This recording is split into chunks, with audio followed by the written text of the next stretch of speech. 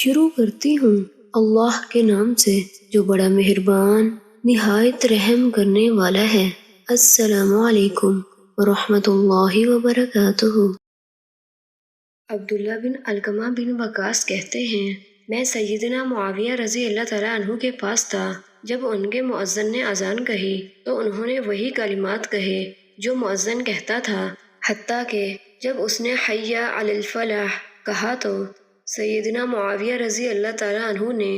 لا حول ولا قوۃ الا باللہ کہا، اور اس کے بعد وہی کہا جو مؤذن نے کہا، پھر یہ بیان کیا کہ انہوں نے رسول اللہ صلی اللہ علیہ وآلہ وسلم کو یہی کہتے ہوئے سنا تھا۔ سیدنا جابر بن عبداللہ رضی اللہ عنہ سے یہ بھی مروی ہے کہ رسول اللہ صلی اللہ علیہ وآلہ وسلم نے فرمایا، جو شخص مؤذن کی اذان سن کر یہ دعا پڑھے، اللہم رب هذه الدعوة التامة والصلاة النافعة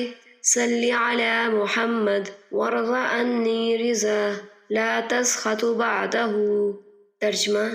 اے اللہ، اس مکمل دعوت اور فائدہ دینے والی نماز کے رب محمد صلی اللہ علیہ وآلہ وسلم پر درود بھیج اور مجھ سے ایسا راضی ہو جا کہ جس کے بعد تو ناراض نہ ہو، تو اللہ تعالیٰ اس کے لیے اس کی دعا قبول کر لیتا ہے۔